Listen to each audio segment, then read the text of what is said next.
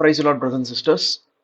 இன்னைக்கு நம்ம பார்க்க போறது பார்த்தீங்கன்னா தீர்க்க தரிசனத்தின் நிறைவேறுதல் சொல்லி பார்க்கலாம். தீர்க்க தரிசனத்தின் நிறைவேறுதல். ஓகே, இது டாபிக் 4. வேதாகமத்தை நம்பலாமா சொல்ற டாபிக்ல இருந்து இது 4வது ஒரு பாயிண்ட். நம்ம ஏற்கனவே என்ன பார்த்தோம்? மொத்தம் 3 பாயிண்ட் பார்த்தோம். ஃபர்ஸ்ட் பாயிண்ட் என்னது?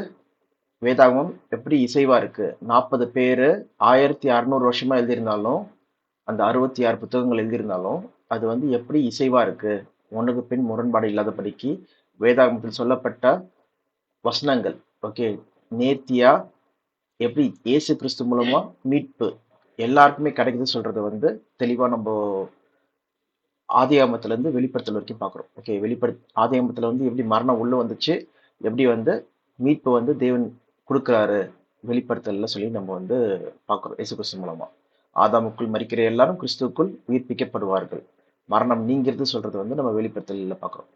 ஸோ அதே போல பார்த்தீங்கன்னா 2வது பாயிண்ட் நம்ம என்ன பார்த்தோம்? வேதாகமம் வந்து ஹிஸ்டரி படி, ஓகே வரலாறு படி அது உண்மையும் நேர்மையும் நேர்த்தியுமா இருக்கு சொல்லி பார்க்குறோம். ஓகே, அகல் ஆராய்ச்சியில் அவங்க வந்து அந்த கற்கள் எடுக்கும்போது சரி, அங்கே பண்டைய ஆட்கள் வாழ்ந்த காரியங்கள்லாம் பார்க்கும்போது சரி, இந்த மாதிரி இஸ்ரேல் மக்கள் வாழ்ந்ததுக்கான ஆதாரங்கள் இருக்கு சொல்லி பார்க்குறோம். அதே போல அந்த காலத்துல வாழ்ந்த மக்கள் பாபிலோனியர்கள் வந்து அரசாங்கம் பண்ணது இருக்குது சொல்லி பார்க்குறோம். நேபுகாட் நெசர் சொல்லி ஒரு ராஜா இருந்தாரு. ஸோ அவர் வந்து பயங்கர பவர்ஃபுல்லான ராஜாவா இருந்தார் சொல்ற வரைக்கும் அந்த அகல் ஆராய்ச்சிகளே என்ன பண்ணுது, சாட்சி கொடுக்க சொல்லி பார்க்குறோம்.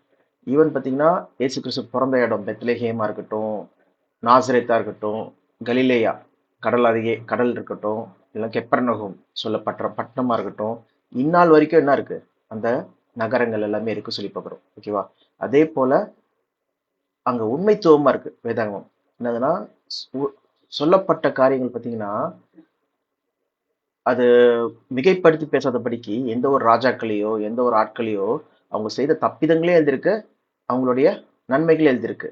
அது வந்து என்ன பண்ணலன்னா பார்ஷாலிட்டி பண்ணல. என்னதுன்னா தப்பிதங்களை மறைச்சு வெறும் நன்மை மட்டும் பேசுறதா இல்லை. அதுக்கு தான் நம்ம எக்ஸாம்பிள் பார்த்தோம்.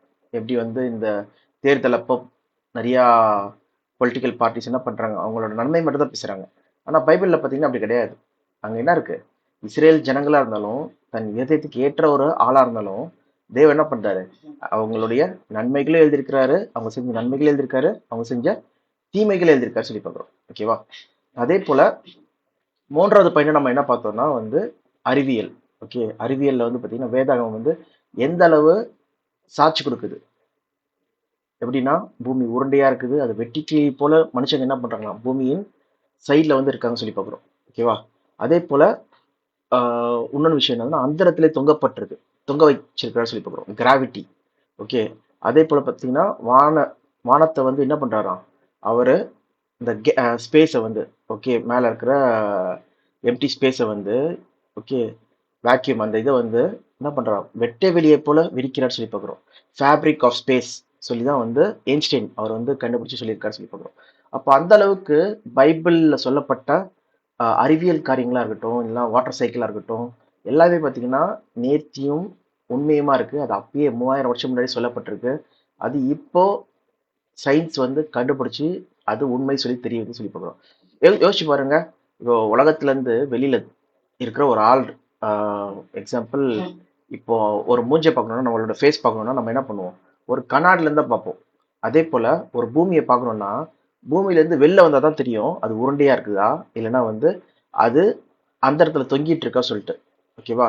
ஆனா பாத்தீங்கன்னா அங்க பைபிள்ல சொல்லப்பட்டிருக்கு ரொம்ப வருஷம் முன்னாடியே அது அந்த இடத்துல தொங்கிட்டு இருக்குன்னு சொல்லிட்டு. ஸோ அதுவே என்ன பண்ணுது, சாட்சி கொடுக்குன்னு சொல்லி பார்க்குறோம். இந்த மாதிரி வேதாகமம் வந்து உண்மையிலேயே தேவனால் கொடுக்கப்பட்ட புத்தகம் சொல்லிட்டு. ஓகே, இந்த 3 காரியம் பார்த்தோம். இன்னைக்கு நம்ம பார்க்க போறது என்னதுன்னா தீர்க்க தரிசனத்தின் மூலமா வேதாகமத்தை நம்பலாமா சொல்லிட்டு. ஓகே, நம்ம ஃபர்ஸ்டே 3 காரியம் பார்த்தோம். அது மூலமா கண்டிப்பா வேதாகமம் தான் தேவனால் மெய்க்கடவுளால் கொடுக்கப்பட்ட ஒரு புத்தகம் சொல்லி பார்க்குறோம். அதே போல இப்போ 4வது நம்ம பார்க்க போறது என்னதுன்னா தீர்க்க தரிசனம். ஓகே, இதுல நம்ம இது ஏன் ரொம்ப முக்கியம் சொல்லி பார்த்தீங்கன்னா, இந்த 3 காரியங்களும் பார்த்தீங்கன்னா நம்ம வேதாகமத்தை படிச்சு நம்ம வந்து ஆமா இது கரெக்டா இருக்கு சொல்லி சொல்றோம். ஆனா தீர்க்க தரிசனத்தை மட்டும்தான் காட் என்ன சொல்றாருன்னா அவரே சொல்றாரு, நான் தான் தேவன் சொல்லிட்டு சாட்சி கொடுக்குறாரு சொல்லி பார்க்குறோம். ஓகேவா? என்னைப் போல இன்னின்ன காரியங்களை வர வைத்து அந்த காரியங்கள் நடக்கிறத முன்னாடியே அறிவிக்கிறவங்க யாரு? ஓகே. நிகழ்காரியமாகட்டும், வருங்காரியமாகட்டும், அதெல்லாம் வந்து நேர்த்தியா செயல்படுத்துறது யாரு? அப்படி இருக்காங்கன்னா கூப்பிடு, வர சொல்லி சொல்லி சொல்றாரு. ஓகேவா? சேலஞ்ச் பண்றாரு. அப்ப பாத்தீங்கன்னா தீர்க்க தரிசனம் வந்து தேவனுக்கு வந்து பயங்கர ஸ்ட்ராங்கான ஒரு பாயிண்டா வர இருக்கு. ஓகேவா? ஏன்னா வேதாகமம் பாத்தீங்கன்னா ஆதியாகமத்துல இருந்து வெளிப்படுத்தல் வரைக்குமே முழுக்க முழுக்க தீர்க்க தரிசனத்தின் புத்தகமா இருக்கு சொல்லி பார்க்கிறோம். ஓகேவா? பைபிள்ல வந்து மோஸ்டா தீர்க்க தரிசனத்தின் நிறைவேறுதல் தான் நம்ம பார்க்கிறோம். ஈவன் இயேசு கிறிஸ்துவே பாத்தீங்கன்னா அவர் தீர்க்க தரிசனத்தின் நிறைவேறுதல் தான் என்ன பண்ணாரு, செய்து முடித்தார். ஓகேவா? ஒவ்வொரு தீர்க்க தரிசனமும் ஈவன் அவர் சிலுவையில் அறையப்படும்போது கூட அவர் சங்கீதம் 22 அதுல சொல்லப்பட்ட அநேக தீர்க்க தரிசனங்களை என்ன பண்ணாரு, நிறைவேற்றினார் சொல்லி பார்க்கிறோம். ஓகேவா? அதே போல நம்ம சில ஒரு வசனம் கூட படிக்கலாம் இயேசு கிறிஸ்துவோட சொன்ன தீர்க்க தரிசனங்கள்ல. எங்கன்னா லூக்கா 22 ஸ்கிரீன் ஷேர் பண்ணியிருக்கேன். சரி, லூக்கா 24, லூக்கா 24 அதுல பாத்தீங்கன்னா 44 படிங்க.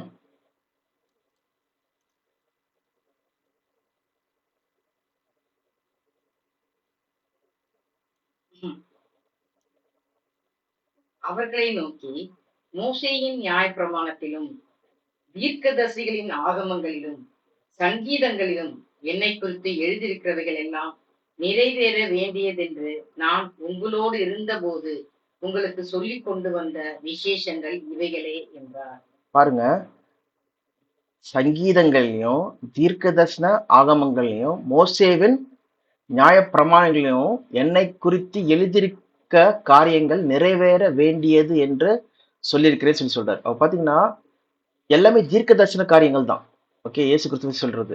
ஃபார் எக்ஸாம்பிள், இயேசு கிறிஸ்து பெத்லஹேம்ல பிறப்பாரு, இயேசு கிறிஸ்து அவரு எகிப்துல இருந்து திருப்பி கூட்டி அழைக்கப்படுவாரு, ஸோ அவர் பேர் இம்மானுவேல் சொல்லி வைக்கணும் சொல்ற முதற்கொண்டு எல்லா தீர்க்க தரிசனங்களையும் இயேசு கிறிஸ்து மூலமா என்ன பண்ணாரு, தேவன் நிறைவேற்றினார் சொல்லி பார்க்கிறோம். ஓகேவா?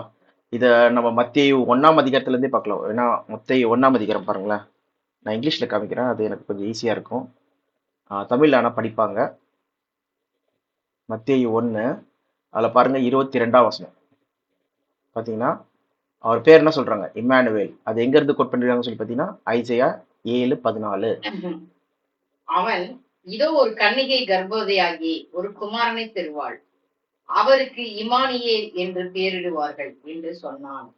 இமானியேல் என்பதற்கு தேவன் நம்மோடு இருக்கிறார் சொல்லிட்டு அப்ப பாத்தீங்கன்னா இதே மாதிரி இன்னொரு தீர்க்கதரிசனம் பாருங்க. அதுக்கு அடுத்த அதிகாரத்துல 22ஆம் அதிகாரத்துல மத்தேயுல பாத்தீங்கன்னா பெத்லெஹேம்ல இருந்து என்னோட குமாரனை அழைப்பேன்னு சொல்லி சொல்றாரு. 6ஆம் வசனம் 2:6.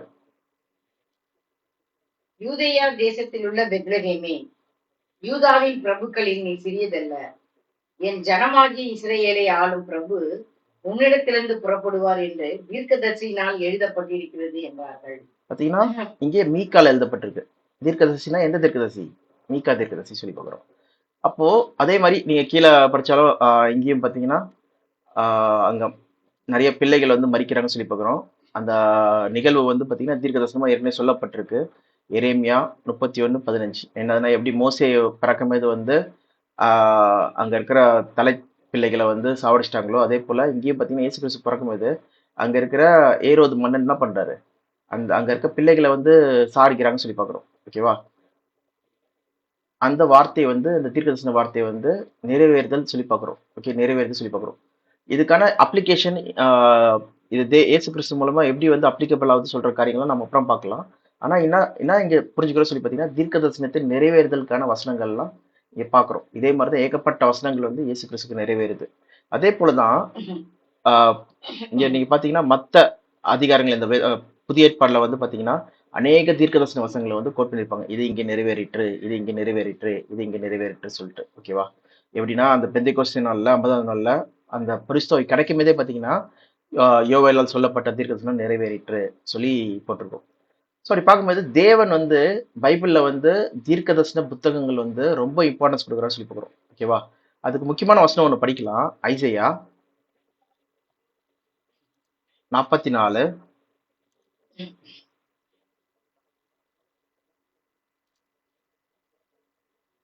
ஐசியா 44. ஒரு நிமிஷம் நான் எடுத்துக்கிறேன். 44. அதுல வந்து 7, 8 படிங்க. பூர்வ காலத்து ஜனங்களை நான் ஸ்தாபித்தது முதற்கொண்டு ம் என்னைப் போல எதையாகிலும் வரவழைத்து ம் இன்னினதென்று முன் அறிவித்து ம் எனக்கு முன்னே வரிசையாக நிற்கத்தக்கவன் யார்? ம் நிகழ்காரியங்களையும் வருங்காரியங்களையும் தங்களுக்கு அவர்கள் அறிவிக்கட்டும். ம் நீங்கள் கலங்காமலும் பயப்படாமலும் இருங்கள். அக்காலம் முதற்கொண்டு நான் அதை உனக்கு விளங்க பண்ணினதும் முன்னறிவித்ததும் இல்லையோ? இதற்கு நீங்களே என் சாட்சிகள். என்னைத் தவிர தேவன் உண்டோ? வேறொரு கன்மலையும் இல்லையே, ஒருவனையும் அறியேன். I know not one. Okay, ஒரு கண்மலையும் இல்லை, என்னை தவிர வேற தேவன் இல்லை சொல்லி சொல்றாரு. அப்போ தீர்க்க தரிசனம் என்னது? முன்னாடி நடக்க போறத ஃபர்ஸ்டே சொல்ற சொல்லி பார்க்குறோம். ஓகே, வரும் காரியங்களை குறிச்சு. இப்போ தேவன் என்ன சொல்றாருன்னா, என்னை போல தேவன் உண்டோ, வரும் காரியங்களை குறிச்சு சொல்லி அது ஏற்ற நேரத்துல அது நிறைவேறதுக்கு நான் காமிக்கிறேனே. இந்த மாதிரி யாராவது இருக்காங்களா? யாராவது எந்த கடவுளாச்சும் இருக்காங்களா? Is there any god beside me? Any god, ஏதாவது ஒரு கடவுள் இருக்காங்களா சொல்லி கேட்கிறாரு. இங்க பாருங்க, no, there is no other rock, I know not one. ஒருத்தரும் கிடையாது சொல்லி சொல்றாரு. அப்ப பாத்தீங்கன்னா பைபிள்ல தீர்க்க தரிசனம் சொல்றது ஒரு முக்கியமான ஒரு பாயிண்டா இருக்கு. ஓகே, அதுல சொல்லப்பட்ட தீர்க்க தரிசனங்கள் ஏற்ற வேலையில நேர்த்தியா நிறைவேறிக்கு சொல்லி பார்க்குறோம். அந்த வகையில தான் நம்ம சில தீர்க்க தரிசனங்கள் பார்க்க போறோம். ஓகேவா? அப்படி பார்க்கும்போது முதலாவது தீர்க்க தரிசனமா நம்ம எதை பார்க்கலாம்னா, படிங்க, பாபிலோனின் தீர்க்க தரிசன நிறைவேறுதலாகிய ஐசியா 13:20. ஐசியா 13:20 படிங்க. இனி ஒருபோதும் அதில் ஒருவரும் குடியேறுவதும் இல்லை, தலைமுறை தோறும் அதில் ஒருவரும் தங்கி தரிப்பதும் இல்லை. அங்கே அரபியன் கூடாரம் போடுவதும் இல்லை, அங்கே மேய்ப்பர் மந்தையை மதிப்பதும் இல்லை. இங்க பாருங்க, இனி ஒரே நிமிஷம் எடுத்துக்கிறேன். 13:20. இனி ஒருபோதும் அதில் ஒருவனும் குடி ஏறுவதும் இல்லை. ஓகே, அதுல யாரும் வசிக்கவும் மாட்டாங்க சொல்லி சொல்றாங்க. அப்ப பாத்தீங்கன்னா இது எதை பத்தி போட்டிருக்கு? யாரை பத்தி சொல்றாங்க? அரேபியர்கள் என்ன பண்ண மாட்டாங்களாம், அங்க டென்ட் போட மாட்டாங்களாம். ஓகேவா?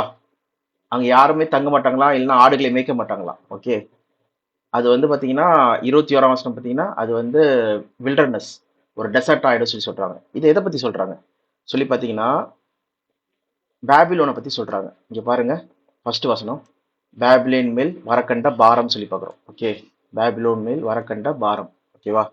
ஸோ அப்போ ஆமோஸ், அதற்கு ஆமோஸின் பையனாகி ஐசையாக்கு கொடுக்கப்பட்ட ஒரு தீர்க்கதரிசன வார்த்தை என்னதுன்னா, பாபிலோன் வந்து அழிந்து போகும் சொல்லி சொல்றாரு. இப்போ ஐசியா வாழ்ந்த காலம் சொல்லி பார்த்தீங்கன்னா சுமார் 750 பிசி. ஓகே, இங்க கூட பாருங்க, ஐசையா ப்ராஃபட் சொல்லி போடுறேன். அவர் எந்த டைம்ல வாழ்ந்திருக்காருன்னா 8th செஞ்சுரி. 8th செஞ்சுரினா சுமார் 800லேருந்து 700 பிசி. பிசி நம்மளுக்கு எப்பயுமே தெரியும், அது வந்து ரிவர்ஸ்ல வரும்.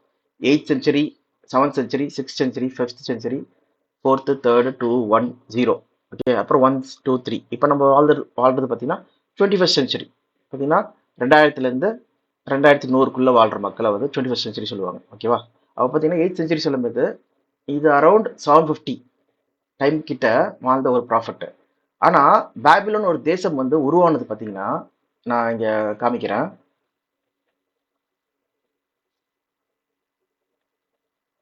ஓகே, பாபிலோன் சொல்ற ஒரு பவர்ஃபுல்லான ஒரு கண்ட்ரி உருவாவது பார்த்தீங்கன்னா எப்பனா,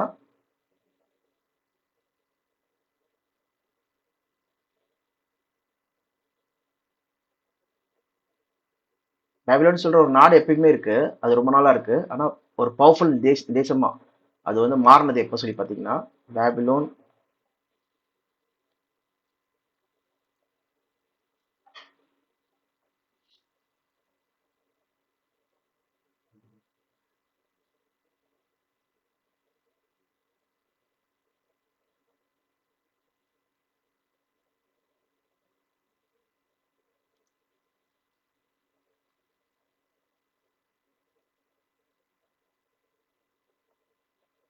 ஒரு நிமிஷம்.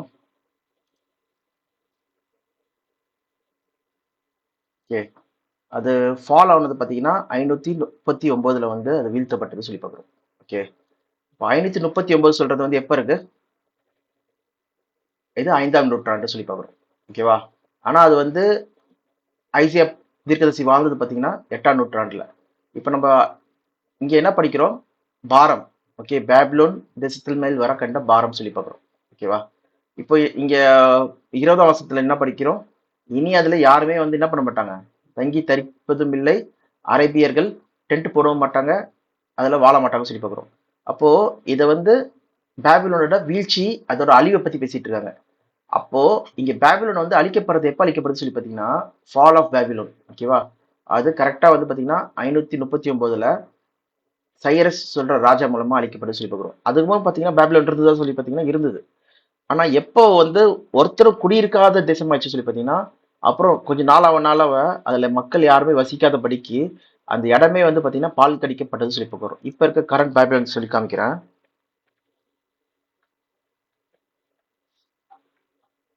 ஓகே, இப்படிதான் இருக்கு. இந்த இமேஜ்ல காமிக்கிறேன். இது வந்து 50 மைல் பாக்தாதுல இருந்து இருக்கு இப்போ.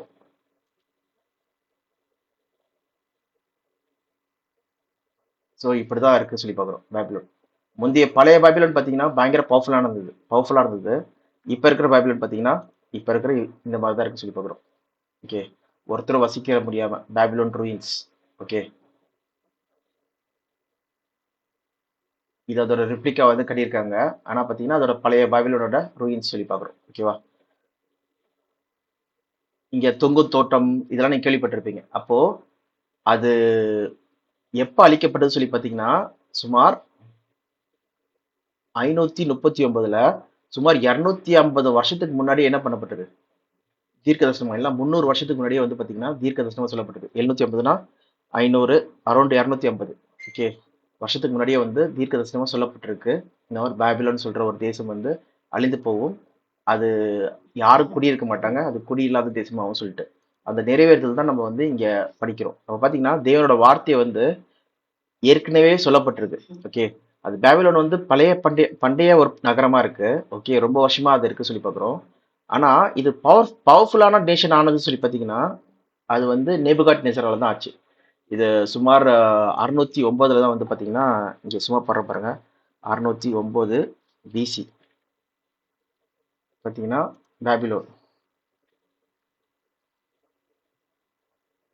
ஓகே, கிங் நேபு இவர் வந்து என்ன பண்ணாருன்னா நினிவே கேபிட்டல் அதை வந்து புடிச்சிட்டார் சொல்லி பார்க்குறோம். And conquered Judea. ஓகேவா? இதுக்கப்புறம் தான் அது பவர்ஃபுல் நேஷனா பேபிலோன் வந்து மாறுது. ஓகே, இது நெபோ போலைசர் வந்து யார் பார்த்தீங்கன்னா நெபுகாட் நேசருடைய அப்பா. ஓகே, அதுக்கப்புறம் தான் நேபுகாட் நேசர் வராரு. இவரை பற்றி தான் நம்ம தானியல்ல படிக்கிறோம் முழுக்க முழுக்க. ஸோ அப்போ எந்த அளவு தீர்க்கதரிசனம் நிறைவேறிருக்கு சொல்லி பாருங்க. ஓகேவா? இது ஒரு பாயிண்ட். அதே போல இன்னொன்று ஒரு விஷயம் பார்த்தீங்கன்னா இப்போ இஸ்ரேல் மக்கள் இருக்காங்க. இஸ்ரேல் மக்கள் பத்தி பைபிள்ல வந்து தெளிவா ஒரு வசனம் போட்டிருக்கு. அது கூட நம்ம படிக்கலாம்.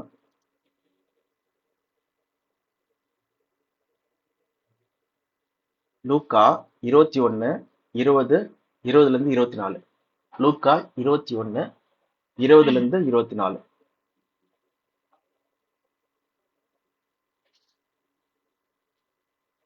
எருசலேம் சேனைகளால் சூழப்பட்டிருப்பதை நீங்கள் காணும்போது அதன் அழிவு சமீபமாயிற்று என்று அறியுங்கள். அப்பொழுது யூதேயாவில் இருக்கிறவர்கள் மலைகளுக்கு ஓடி போகவும் எருசலேமில் இருக்கிறவர்கள் வெளியே புறப்படவும் நாட்டுப்புறங்களில் இருக்கிறவர்கள் நகரத்தில் பிரவேசியாமல் இருக்கவும் எழுதப்பட்டிருக்கிற யாவும் நிறைவேறும்படி நீதியை சரிக்கட்டும் நாட்களே அவைகளே. அந்நாட்களில் கர்ப்பவதிகளுக்கும் பால் கொடுக்கிறவர்களுக்கும் ஐயோ! பூமியின் மேல் மிகுந்த இடுக்கணும் இந்த ஜனத்தின் மேல் கோபாக்கனையும் உண்டாக்கும். பட்டய கருக்கினாலே விடுவார்கள். சகல புறஜாதிகளுக்கும் சிறைப்பட்டு போவார்கள். புறஜாதியாரின் காலம் நிறைவேறும் வரைக்கும் எருசலேம் புறஜாதியாரால் மிதிக்கப்படும். ஓகே, பாத்தீங்கன்னா எருசலேம் சேனைகளால் சூழப்பட்டிருக்கும். ஓகே சொல்லி சொல்றாங்க. அதோட அழிவு வந்து என்ன ஆயிடுச்சு? சமீபமாயிடுச்சு, வந்துருச்சு சொல்லி சொல்றாங்க. இது பாத்தீங்கன்னா தீர்க்க தரிசனமா எங்க சொல்லப்பட்டிருக்குன்னா தானியல்ல சொல்லப்பட்டிருக்கு. ஓகேவா? பாலாக்கு மறுவறுப்பு அது எருசலேமில் நீங்க பார்க்கும்போது அதோட அழிவு வந்துருச்சு சொல்லி போட்டிருக்கும். வேணா இது இங்கிலீஷ்ல கூட நான் எடுக்கிறேன் பாருங்க. லூக்கா 21 ஓகே 20 ஓகே. இதுக்கு பேரலான ஒரு அதிகாரம் தான் சொல்லி பார்த்தீங்கன்னா இது மத்தேயு. பேரல்னா சேம் அழிவை பத்தி, எருசலேமோட அழிவை பத்தி இயேசு கிறிஸ்து பேசுறாரு ஒலிவு மலையில. ஸோ மத்தேயு 24:15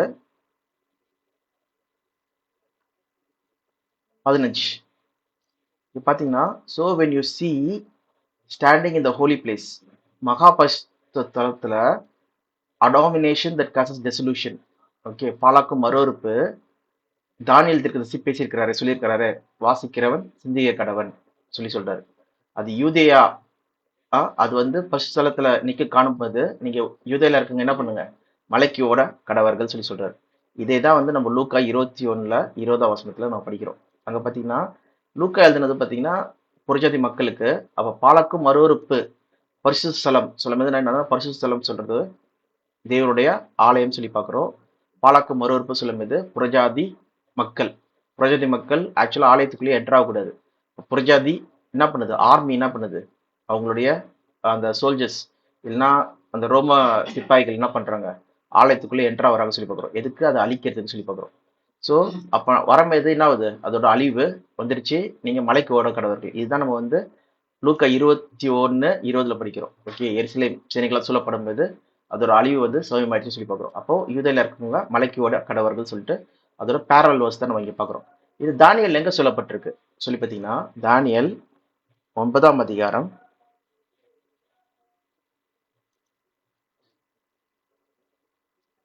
பார்த்தீங்கன்னா 70 வாரங்கள் தீர்க்கதரிசனங்கள் சொல்லி போட்டிருக்கோம். அதுல கடைசி வசனம் தான் பார்த்தீங்கன்னா 27 அதுல சொல்லப்பட்டிருக்கு பாருங்க.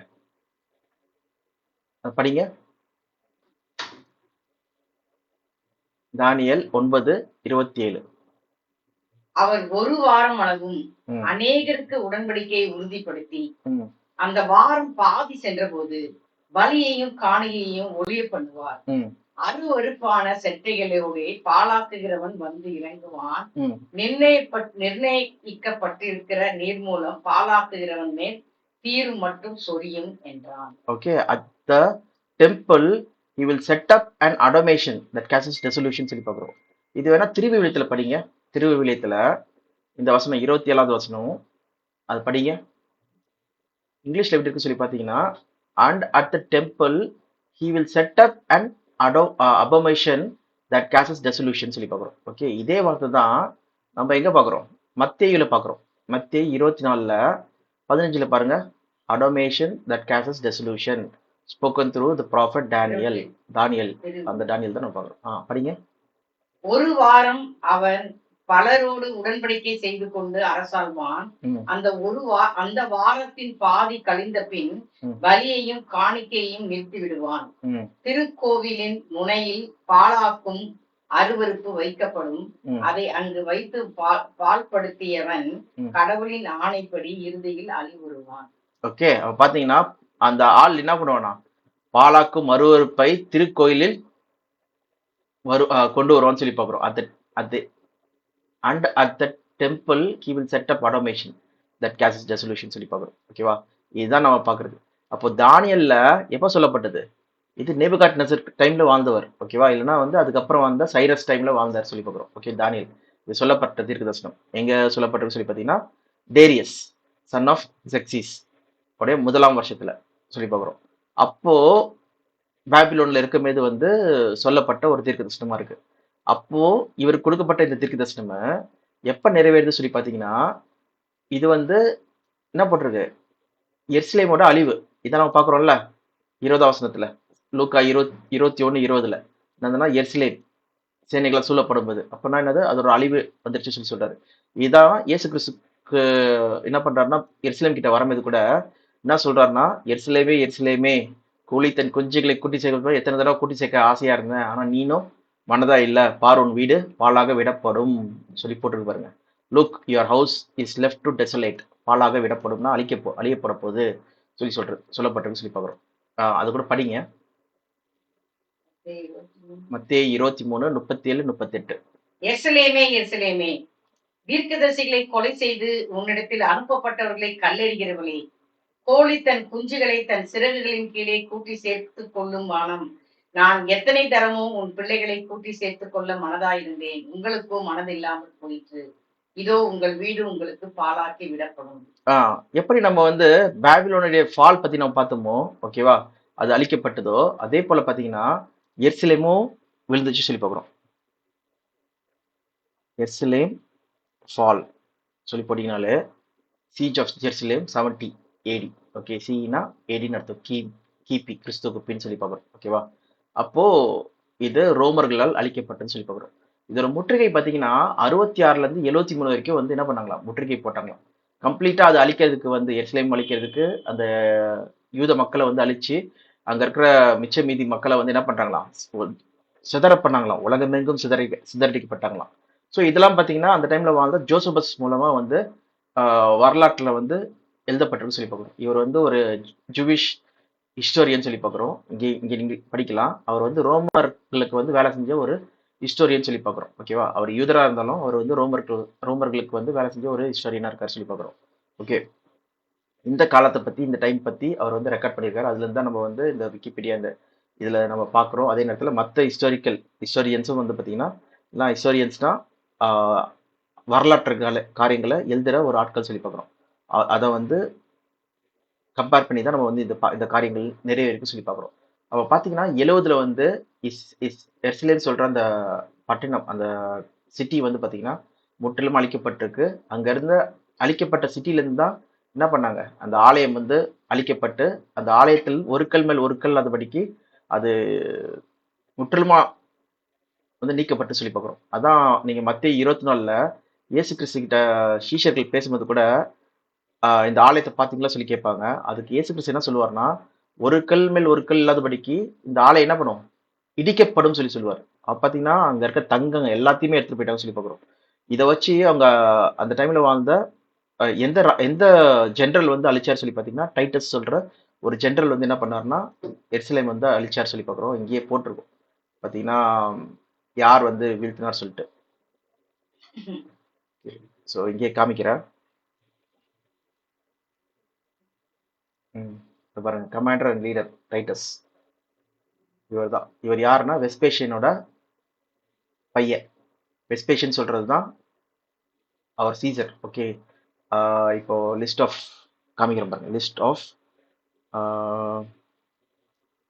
ரோமன் எம்பரர்ஸ் சொல்லி போட்டோன்னா குரோனாலஜிக்கல் லிஸ்ட்டு அது ஆர்டர் படி பார்த்தீங்கன்னா அகஸ்டஸ் வராரு, டெபேரியஸ் சீசர்.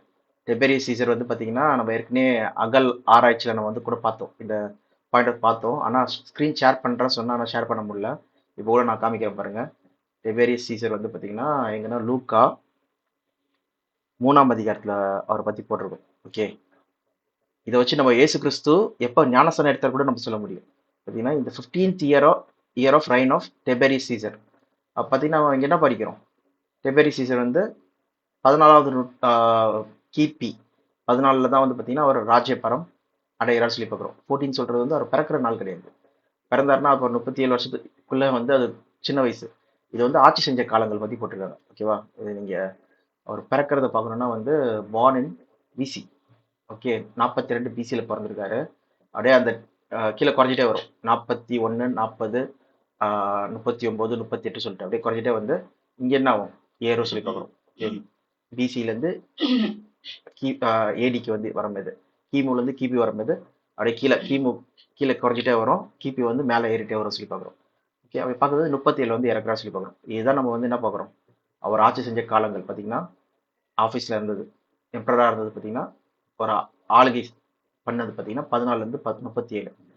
அப்போ பார்க்கும்போது இங்கே அதில் 15 வருஷம் ஆட் பண்ணிங்கன்னா என்ன ஆகுது, 15. இது வந்து 15வது வருஷத்தில் அவர் ஆளுகை செய்யும்போது. அது வேணா படிங்க அந்த வசனம் 3:1 ஃபர்ஸ்ட் பார்ட் மட்டும் படிங்க.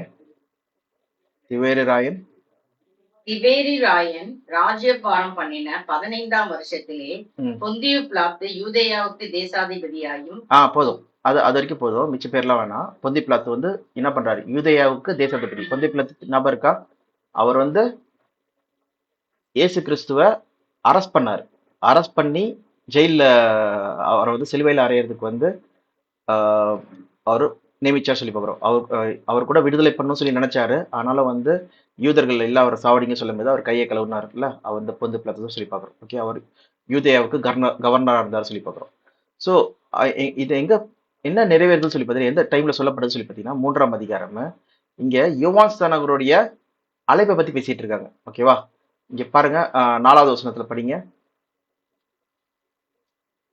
ஐசியா பள்ளங்கள் எல்லாம் நிரப்பப்படும், ம் சகல மலைகளும் குன்றுகளும் தாழ்த்தப்படும், ம் கோணலானவைகள் செவ்வையாகும், கரடானவைகள் சமமாகும் என்றும், ம் மாம்சமான யாவரும் தேவனுடைய ரட்சிப்பை காண்பார்கள் என்றும், வனாந்தரத்தில் கூப்பிடுடைய சத்தம் உண்டாகும் என்று ஏசாயா தீர்க்கதரிசியின் ஆகமத்தில் எழுதியிருக்கிற பிரகாரம் அவன் யோர்தான் நதிக்கு அருகான தேசம் எங்கும் போய் பாவம் மன்னிப்புக்கென்று மனம் திரும்புதலுக்கு கேட்ட ஞானஸ்தானத்தை குறித்து பிரசங்கித்தான். ஓகே. இது யாரை பத்தி பேசுறாங்க? யோவான் ஸ்நானகரை பத்தி பேசிட்டு இருக்காங்க. அப்ப இயேசு கிறிஸ்து வந்து இவர் இவர் ஞானஸ்தானம் கொடுத்துட்டு இருக்கிற டைம்ல, ஒரு பாயிண்ட் ஆஃப் டைம்ல, ஒரு 3 மந்த்தோ இல்ல 6 மந்த் டைம்ல வந்து பாத்தீங்கன்னா இயேசு கிறிஸ்து வந்து இவர்கிட்ட வந்து ஞானஸ்தானம் பெறாரு சொல்லி பார்க்கிறோம். அப்ப அரௌண்ட் பாத்தீங்கன்னா இது 15 வருஷம் கழிச்சு சொல்லும்போது, இங்க திபேரு ராயனுக்கு வந்து 14வது ஆண்டுல தான் என்ன பண்றாரு? அவர் ஆளுகைக்கு வராரு. அதுல இருந்து 15 வருஷம் ஆட் பண்ணீங்கன்னா என்ன ஆகுது? 29 ஏடி, கிபி, கிறிஸ்துவுக்கு பின். அப்ப 29 29 30 அந்த டைம்ல வந்து பாத்தீங்கன்னா இயேசு கிறிஸ்து வந்து இவருடைய ஞானசனம் பெறாரு. அப்புறம் அவர் இயேசு கிறிஸ்து வந்து எத்தனை வருஷம் ஊழியம் பண்றாரு? 33 வருஷம், சாரி 3 வருஷம் ஊழியம் பண்றாரு. அப்ப பாத்தீங்கன்னா கரெக்டா 33 வருஷத்துல வந்து பாத்தீங்கன்னா இயேசு கிறிஸ்து மரிக்கிறார் சொல்லி பாக்குறோம். அதுவும் எப்ப மரிச்சாரு இயேசு கிறிஸ்து? ஓய்வு நாளுக்கு முந்த நாள் மரிக்கிறார் சொல்லி பார்க்குறோம். ஓகே, அது கூட வசனங்கள் நிறைய இருக்கு. அது நம்ம தனியா அந்த டாபிக் தனியா பார்க்கலாம். அவ பார்த்தீங்கன்னா அது நிறைவேறுதல் பார்த்தீங்கன்னா அக்யூரேட்டா நிறைவேறிக்கு சொல்லி பார்க்குறோம். இயேசு கிறிஸ்து அவர் 33 வருஷத்துல அவர் வந்ததுக்கு இது ஒரு ஆதாரம். இயேசு கிறிஸ்து வந்ததுக்கு ஒரு ஆதாரமா இருக்கு. அது அப்ப பார்த்தீங்கன்னா திவேரு ராயன் இருக்கட்டும், பொந்தி பிளாத்துவா இருக்கட்டும், எல்லாமே வந்து நேர்த்தியா சொல்லப்பட்டது வந்து நம்ம இங்க பார்க்குறோம். ஓகேவா? அதே போலதான் இங்க நம்ம இன்னொன்று விஷயம் பார்த்துட்டு இருந்தது என்னதுன்னா, இங்க வெஸ்பேஷன் பாருங்க நம்ம பார்த்தது. இவர் எப்போ பவருக்கு வராரு பார்த்தீங்கன்னா 69ல. இதுக்கு முன்னாடி பார்த்தீங்கன்னா நீரோ மன்னன் இருக்காராம்.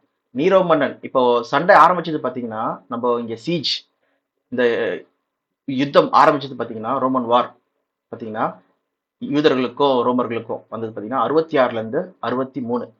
பார்க்கும்போது 66லனா இங்க நீரோ மன்னன் இருக்கும்போது என்ன ஆகுது?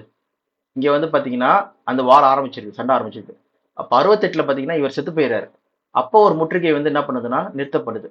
திருப்பி இன்னொன்று ராஜா வராரு, அவரும் செத்து போயிடுறாரு அந்த வருஷத்துல. திருப்பி இன்னொன்று ராஜா வராரு, அவரும் செத்து போயிடுறாரு பாத்தீங்கன்னா அடுத்த வருஷம் அந்த அந்த வருஷத்துலயே. அப்புறம் திருப்பி அடுத்த ராஜா வராரு, அவரும் செத்து போயிடுறாரு.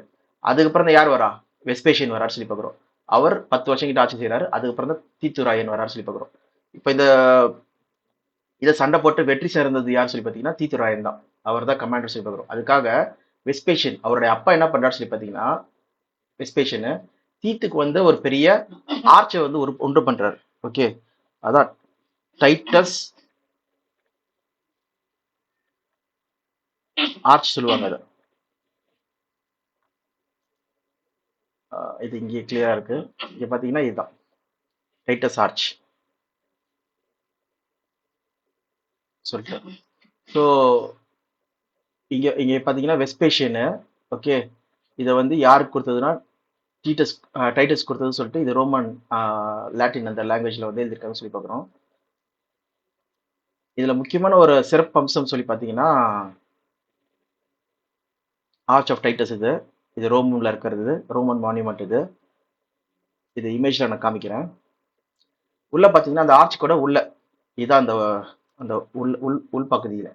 உள்பகுதியில் பார்த்தீங்கன்னா ஆர்ச்சோட உள்பகுதியில் இங்கே பார்த்தீங்கன்னா ஆலயத்தில் இருக்கிற அந்த குத்து விளக்கு, ஆலயத்தில் இருக்கிற பொன் காரியங்கள் எல்லாத்தையும் எடுத்துட்டு வராங்க. ஓகே, எப்படி வந்து இந்த ஆர்ச்சை எதுக்காக இது கட்டினாங்க சொல்றதுக்கான காரியங்கள். இது யூதர்களை வீழ்த்தி அவங்க பையன் வந்து வெற்றி சேர்ந்ததுனால அவங்க அப்பா வந்து கட்டின ஒரு ஆர்ச்சா இருக்கு. யாருக்கு? அவங்க பையனை வந்து கௌரி கௌரவிக்கிறதுக்காக, அவரை மகிமைப்படுத்துறதுக்காக, குளோரிஃபை பண்றதுக்காக இந்த ஆர்ச் கட்டினாங்க சொல்லி பார்க்குறோம். எப்போ? 1ஆம் நூற்றாண்டுல கட்டப்பட்டது சொல்லி பார்க்குறோம். அப்போ எந்த அளவு வந்து தீர்க்கதரிசனம் நிறைவேறிருக்கு. எப்படின்னா, அங்க தானியேலுக்கு சொல்லப்பட்டது, இயேசு கிறிஸ்து வந்து திருப்பியும் வந்து அதை சாட்சியம் சொல்றார் ஒளிமலையில சொல்லி, அது 40 வருஷம் கழிச்சு பார்த்தீங்கன்னா கிபி 70 வந்து பார்த்தீங்கன்னா அது நிறைவேறுது சொல்லி பார்க்குறோம். அது நம்ம வேதாகமத்தின்படி நம்ம டீட்டெயில்டா போய் அந்த நாள் டைம் வரைக்குமே நம்ம என்ன பண்ண முடியுது, அந்த நாள் வரைக்குமே நம்ம வந்து பார்க்க முடியுது சொல்லி பார்க்குறோம். அது நம்மளுக்கு ஆதாரமா நம்ம இங்க வந்து பார்க்குறோம். அந்த ஆலயத்துல இருந்து எவ்வளவு கோல்டு எடுத்தாங்கன்னா அதை வச்சு இவங்க என்ன பண்ணாங்க சொல்லி பார்த்தீங்கன்னா கொலோசியம்னா இங்க நம்ம பார்க்குறோம்ல, இந்த கிளாடியேட்டர்ஸ், யுத்த வீரர்களை வந்து சண்டைக்காக வச்சிருப்பாங்க. ஓகேவா? அந்த கிளாடியேட்டர்ஸ் சண்டை போடுறதுக்கான இடத்த கட்டுற அளவுக்கு வந்து அவங்க என்ன பண்ணாங்களாம், கோல்டு ஆலயத்திலேருந்து எடுத்திருக்காங்கன்னு சொல்லி பார்க்குறோம். இதெல்லாம் வந்து ஹிஸ்டரி ரெக்கார்ட்ஸில் இருக்கிறது. ஓகேவா? ஸோ இப்போ நம்ம இது மூலமா நம்ம என்ன தெரிஞ்சுக்கிறோம் சொல்லி பார்த்தீங்கன்னா, வேதாகமம் வந்து எந்த அளவு நேர்த்தியா நிறைவேறிருக்கு. ஓகே, அதே போல நான் இன்னொன்று சொன்னேன். இந்த நீரோக்கு அப்புறம் பார்த்தீங்கன்னா முற்றுகை வந்து நிறுத்தப்பட்டது. நிறைய வாட்டி வந்து முற்றுகை வந்து நின்னுச்சு. ஏன்னா யூதர்கள் கிட்ட வந்து சண்டை போடும்போது எப்பயிலேருந்து சண்டை போடுறாங்க? 66லேருந்து 73 வரைக்கும் சண்டை போடுறாங்க. அப்புறம் 70ல வந்து ஆலயத்தை இடிச்சிட்டாங்க. ஆனா 73 தான் கம்ப்ளீட் விக்டரி பெற்றாங்கன்னு சொல்லி பார்க்குறோம். சுமார் இப்ப எப்படி முதலாம் உலகப் போர், 2ஆம் உலகப் போர் சண்டை போடுறது ரொம்ப நாளா இருக்கு. இப்போ யுக்ரைன் ரஷ்யா வார் பார்த்தீங்கன்னா போயிட்டே இருக்கு சொல்லி பார்த்தீங்களா? அந்த மாதிரி தான் இங்க பார்த்தீங்கன்னா வார் சண்டை போயிட்டே இருந்திருக்கு. ஆனா எப்போ முழுமையான வெற்றி அடைகிறாங்க சொல்லி பார்த்தீங்கன்னா 73 தான் முழுமையான வெற்றி அடைகிறாங்க. ஆனா முற்றுகை பார்த்தீங்கன்னா நடுவுல நிறுத்தப்பட்டது சொல்லி பார்க்குறோம். அந்த முற்றுகை நிறுத்தினதுனால அநேகர் தப்பிச்சு போனாங்கன்னு சொல்லி பார்க்குறோம். இது நம்ம வந்து மத்தேயு 24ல நம்ம பார்க்கலாம். எங்கன்னா 22ஆம் வசனம் படிக்கலாம். மத்தேயு 24, 22.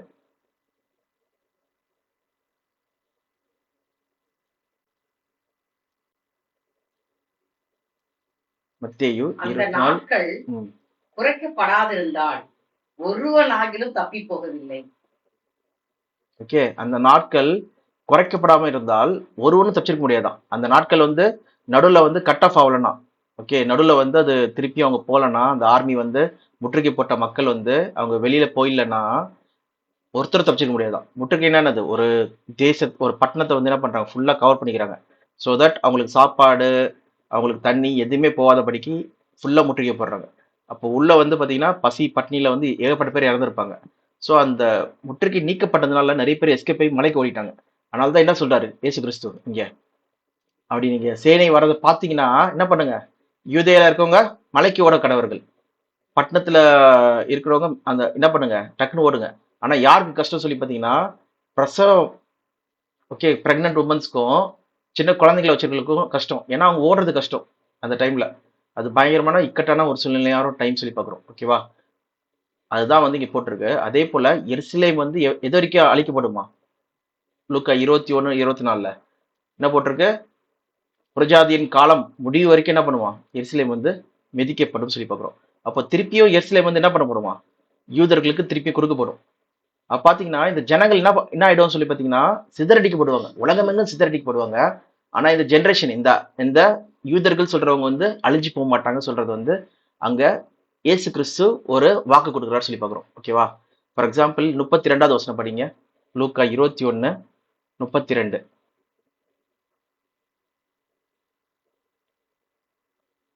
ஃபர்ஸ்ட் 24 படிங்க, அப்புறம் 32 படிங்க.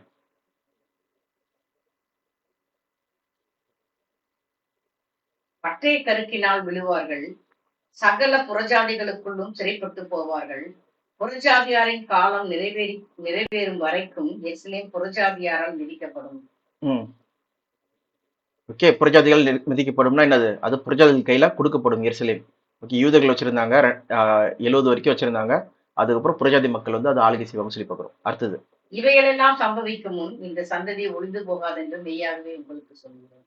அப்ப பாத்தீங்கன்னா இந்த சந்ததி சொல்றது இந்த யூத மக்கள் ஒளிந்து போவதில்லை, அவங்க இருப்பாங்க.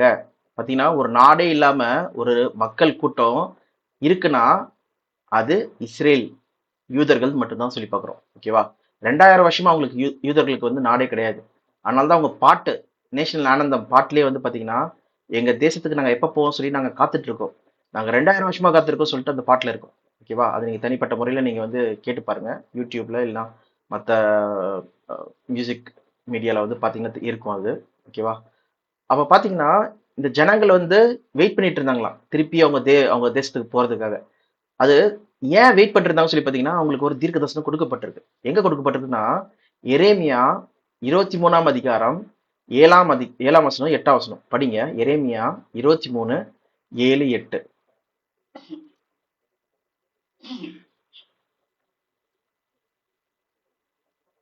ஆதலால் இதோ நாட்கள் வரும், அப்பொழுது இஸ்ரேல் புத்திரரை எகிப்து தேசத்திலிருந்து அழைத்து கொண்டு வந்த கர்த்தருடைய ஜீவனை கொண்டு சத்தியம் பண்ணாமல் இஸ்ரேல் வீட்டின் சந்ததியாரை தங்கள் சுய தேசத்தில் குடியிருக்கும்படிக்கு வட தேசத்திலும் நான் அவர்களை துரத்திருந்த எல்லா தேசங்களிலும் இருந்து அழைத்து வழி நடத்தி கொண்டு வந்த கர்த்தருடைய ஜீவனை கொண்டு சத்தியம் பண்ணுவார்கள் என்று கர்த்தர் சொல்கிறார். அப்ப நம்ம என்ன பாக்குறோம் சொல்லி பாத்தீங்கன்னா இங்க என்ன சொல்லுவாங்களாம், அவங்க எகிப்துல இருந்து வந்ததை பத்தி பேச மாட்டாங்களாம். ஏன்னா எகிப்துல இருந்து வந்ததை ஏன் முக்கியத்துவம் காமிக்கிறாங்கன்னு சொல்லி பாத்தீங்கன்னா தேவன் வந்து தன்னோட மகிமை காமிக்கிறதுக்காக பார்வோனோட இருதயத்தை கடினப்படுத்தி தேவன் என்ன பண்றாரு, 10 வாதைகளையும் செங்கல்ல 2ஆ பிரிச்சு அநேக தேசங்கள் பல 100 ஆண்டு கழிச்சும் என்ன பண்றாங்க, ஞாபகம் வச்சிருக்காங்க. உங்க தேவனை பத்தி தெரியும், உங்க தேவனை பத்தி நாங்க பார்க்க எண்ணம் எது எங்களுக்கு என்ன இருக்கு, இருதயம் கரைந்து போகுது சொல்லிட்டு அந்த எரியோ கோட்டையா இருக்கட்டும், இல்லைன்னா வந்து மற்ற மக்கள் அங்க இருந்த மக்கள் எல்லாருமே, கானான்ல இருந்த மக்கள் எல்லாருமே என்ன பண்றாங்க, பயப்படுறாங்கன்னு சொல்லி பாக்குறோம். அப்போ அந்த காட்டிலும் என்ன பண்றாங்களாம், எதை நினைப்பாங்களா, தேவன் இவர்களை சகல தேசத்துல இருந்தும் கூட்டி சேர்க்கறத வந்து பார்ப்பாங்க சொல்லி சொல்றது வந்து பெரிய காரியமா இருக்குமா. ஓகே, அப்ப பாத்தீங்கன்னா 1948 வந்து இஸ்ரேல் வந்து ஒரு புதிய ஒரு தேசமா, ஒரு திருப்பியும் பழைய ஒரு அந்த அதே நாட்டுல வந்து அதே இடத்துல வந்து ஸ்தாபிக்கப்பட்டாங்க சொல்லி பாக்குறோம். ஓகேவா, அதுவே வந்து தீர்க்க தரிசனத்தின் நிறைவேறுதல். இது இன்னொரு இடத்துலயும் போட்டிருக்கு கூட, அது கூட படிங்க. எங்கன்னா ஐசையா இல்ல எசேக்கியல் 39 அதுல கடைசி 2 வசனங்கள் படிங்க. 27 இருந்து படிங்க. நான் அவர்களை ஜன சதலங்களில் இருந்து திரும்பி வர பண்ணி அவர்களுடைய பகைஞரின் தேசங்களிலிருந்து அவர்களை கூட்டிக் கொண்டு வந்து திரளான ஜாதிகளுடைய கண்களுக்கு முன்பாக அவர்களுக்குள் நான் பரிசுத்தர் என்று விளங்கும் போது தங்களை புறஜாதிகளிடத்தில் சிறைப்பட்டு போக பண்ணின நான் தங்களில் ஒருவரையும் அங்கே அப்புறம் வைக்காமல் தங்களை தங்கள் உயர் தேசத்திலே திரும்ப கூட்டிக் கொண்டு வந்த என்பதினால் நான் தங்கள் தேவனாகிய கர்த்தர் என்று அறிந்து கொள்வார்கள். என்ன பண்றாராம், ஒருத்தரையும் விடாதபடிக்கு எல்லாரையும் என்ன பண்றாராம், கூட்டிட்டு வராராம். ஓகே, எங்க அவங்க சொந்த தேசத்துக்கு கூட்டு வராராம். அப்போ அவங்க வந்து நான் தேவன் சொல்லி தெரிஞ்சுப்பாங்க சொல்லி சொல்றாரு. அப்ப பாத்தீங்கன்னா இந்த தீர்க்க தரிசனங்கள்லாம் கொடுக்கப்பட்டிருக்கு, அவங்க சொந்த தேசத்துக்கு திருப்பி வருவாங்க சொல்லிட்டு. அதே மாதிரிதான் பாத்தீங்கன்னா 1948 இஸ்ரேல் மக்கள் ஒரு தேசமா ஃபார்ம் ஆனாங்க சொல்லி பாக்குறோம். அப்ப இது எவ்வளவு ஆச்சரியமான ஒரு நிறைவேறுதல், தீர்க்க தரிசன நிறைவேறுதல். சோ பாத்தீங்கன்னா வேதாகமத்துல வந்து ஏகப்பட்ட தீர்க்க தரிசனங்கள் இருக்கு, நம்ம பார்த்துட்டே போலாம். பார்க்கும்போது இந்த காரியங்களே உங்களுக்கு என்ன கொடுக்குது, சாட்சி கொடுக்குது எவ்வளவு அக்யூரேட்டா இருக்கு சொல்லிட்டு. இது ஃபார் எக்ஸாம்பிள் நீங்க படிச்சீங்கன்னா தீர்க்கதரிசிகள் காட் வந்து அவரே வந்து ஒரு இடத்துல பேதுருல சொல்லியிருக்காங்க சொல்லி பார்க்கலாம். எங்கன்னா 2 பேதுரு 1ஆம் அதிகாரம் 21ஆம் வசனம் படிங்க. 2 பேதுரு 1:21.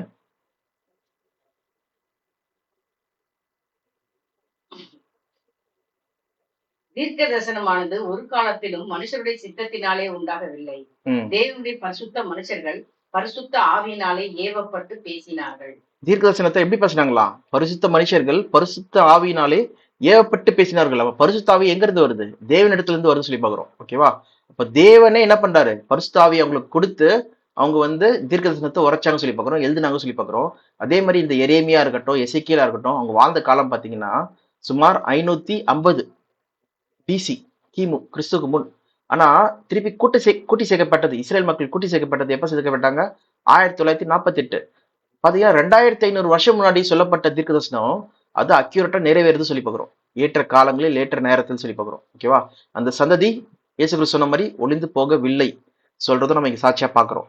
அப்ப இந்த இதுவே நம்மளுக்கு என்ன பண்ணுது, தேவன் எவ்வளவு வல்லமையுள்ளவர், தேவன் சொன்ன வார்த்தை எவ்வளவு உண்மையா இருக்கு சொல்லி நம்மளுக்கு சாட்சி கொடுக்குதா இருக்கு. அப்போ வேதாகமத்தின் தெய்வம், ஓகே, தேவன் அவர் வந்து மெய்யானவர், நான் வேதாகமத்தை நம்பலாம் சொல்றதுக்கு இதுவே சாட்சியா இருக்கு. ஓகே, ஒரே நிமிஷம். இதுவே சாட்சியா இருக்கு சொல்லி பார்க்குறோம். இதே போல இன்னொன்னு ஒரு பாயிண்ட் நான் கூட சொல்றேன். என்ன பாயிண்ட் சொல்லி பார்த்தீங்கன்னா,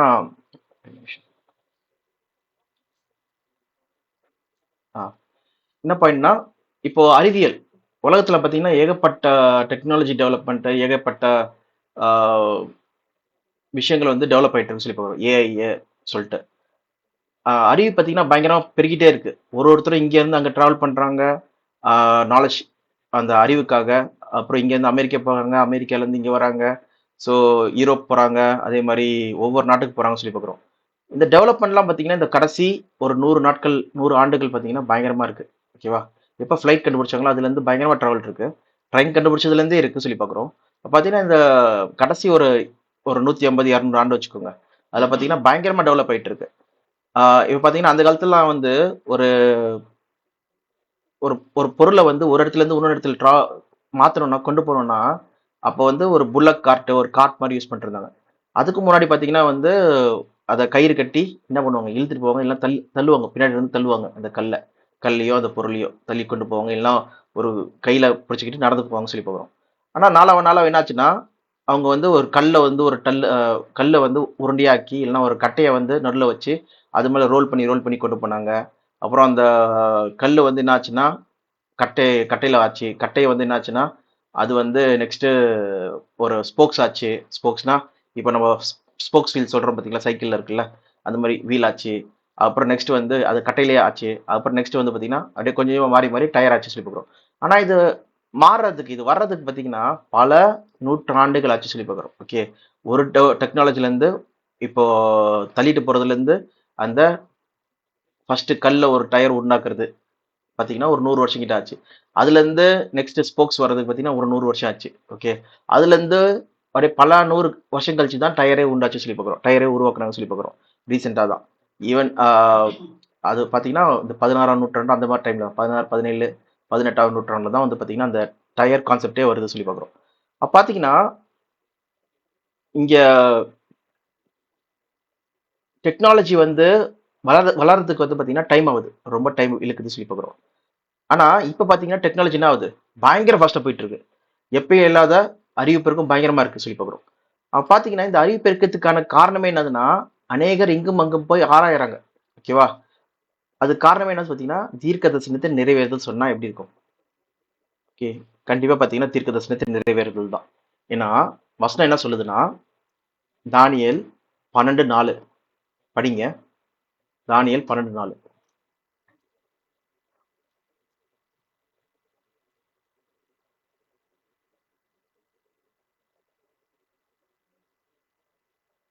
தானியேலாகிய நீயோ வென்றால் முடிவு காலம் மட்டும் இந்த வார்த்தைகளை புதைப்பொருளாக வைத்து வைத்து இந்த புஸ்தகத்தை முத்திரை போடு. அப்பொழுது அநேகர் இங்கும் அங்கும் ஓடி ஆராய்வார்கள், அறிவும் பெருகி போகும் என்றான். பாருங்க, இங்க 3 விஷயம் பாக்குறோம். ஃபர்ஸ்ட், அநேகர் இங்கும் அங்கும் போய் ஆராய்வார்கள். Okay, many will go here and there சொல்றது, இங்கும் அங்கும் போவாங்க. அப்போ டிராவல் பாத்தீங்கன்னா இன்க்ரீஸ் ஆகுது, பயங்கரமா இருக்கு சொல்லி பார்க்குறோம்.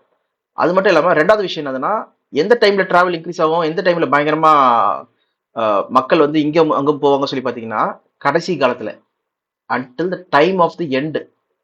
ஓகே, டைம் ஆஃப் எண்ட் பாத்தீங்கன்னா நம்ம வாழ்ற காலம். ஓகேவா? அதே நேரத்துல அப்ப என்ன வர ஆகுமா, நாலேஜ் இன்க்ரீஸ் இன் நாலேஜ். இப்போ இங்க என்ன பாக்குறோம்னா தானியல்ல சொல்லப்பட்ட காரியம் வசனம் வந்து எப்ப நிறைவேறுது, இப்ப நம்ம கண்ணால பார்த்துட்டு இருக்கிறோம். இதே போலதான் நம்ம போன இது பார்த்தோம், இஸ்ரேல் மக்கள் நம்ம கண்ணால பார்த்துட்டு இருக்கோம். 1948 இருந்து இப்ப வரைக்கும் என்ன பண்றாங்க, அவங்கவுங்க தேசத்துல இருக்காங்க. அவங்க பிடுங்கப்பட போவதில்லை. அவங்களுக்கு தேவன் கொடுத்திருக்காரு. தேவன் அவங்க பக்கத்துல இருக்காரு. யாருமே அவங்கள வந்து நவுத்த முடியாது. ஓகேவா? அவங்க அந்த இடத்துல தான் இருப்பாங்க சொல்லி பாக்குறோம். அதே போல இங்க தானியல் தீர்க்கதரிசனத்தை நம்ம என்ன பாக்குறோம்னா அவர்கிட்ட வந்து சுமார் 530 கிட்ட இது வந்து எழுதப்பட்டது. ஓகே, பிசி கிமுல எழுதப்பட்ட இந்த வசனம் வந்து இப்போ ஆல்மோஸ்ட் வந்து 2000 வருஷம் கழிச்சு 2500 வருஷம் கழிச்சு இது நிறைவேறுது சொல்லி பார்க்குறோம். ஓகே, இப்போ நம்ம பார்த்துட்டு இருக்கோம் கண்ணால. Knowledge increase. நம்ம கையில் இருக்க செல்ஃபோன் பாருங்க 3 மாதத்துக்கு ஒரு வாட்டி மாறுது. டெக்னாலஜி பார்த்தீங்கன்னா பயங்கரமாயிட்டே இருக்கு. இந்த மிஷின் லேர்னிங் ஏஐ சொல்லிட்டு இந்த ஆர்டிஃபிஷியல் இன்டெலிஜென்ஸ், ஓகே, அதுனா இந்த தொழில்நுட்பம்லாம் வந்து பார்த்தீங்கன்னா பயங்கரமாக டெவலப் ஆயிட்டு இருக்கு. பயங்கர அமேசிங்காக வந்து போயிட்டு இருக்கு சொல்லி பார்க்குறோம். ஸோ இதுக்கெல்லாம் காரணம் என்னன்னு சொல்லி பார்த்தீங்கன்னா அறிவு பெருக்கு தான் சொல்லி பார்க்குறோம். ஓகே. ஸோ இந்த அளவுக்கு வந்து பார்த்தீங்கன்னா வேதாகம் சாட்சி கொடுக்குது. இதுல இருந்து நம்மளுக்கு என்ன தெரியும் சொல்லி பார்த்தீங்கன்னா, தேவன் சொன்னார் பார்த்தீங்களா, என்னை தவிர தேவன் உண்டோ, இந்தந்த காரியங்கள் இந்தந்த நேரத்தில் நடக்கும் சொல்லி யாராவது சொல்றாங்களா? ஓகே, என்னை போல சாட்சி கொடுக்க முடியும்னு சொல்லி தேவனே வந்து சேலஞ்ச் பண்ற ஒரு விஷயம் என்னதுன்னா தீர்க்கதர்சனம். அந்த தீர்க்கதர்சனம் நிறைந்த புத்தகம் எது சொல்லி பார்த்தீங்கன்னா பைபிள். அந்த பைபிள்ல ஒவ்வொரு தீர்க்கதர்சனம் பார்த்தீங்கன்னா ஏற்ற வேலையில் நடந்திருக்கு சொல்லி பார்க்குறோம். இதுவே நம்ம என்ன பார்க்குறோம், இது தேவனால் கொடுக்கப்பட்ட ஒரு புத்தகம் சொல்றது நம்ம இங்கே பார்க்குறோம். ஓகே. ஸோ இதோட நம்ம இந்த கிளாஸ் முடிக்கலாம். இதில் ஏதாவது கேள்வி இருந்ததுன்னா நீங்கள் கீழே கமெண்ட்ஸில் எழுதுங்க. அதுக்கான பதில்களை நம்ம வந்து நெக்ஸ்ட் டாப்பிக்கில் நம்ம பார்க்கலாம். ஓகே, நன்றி.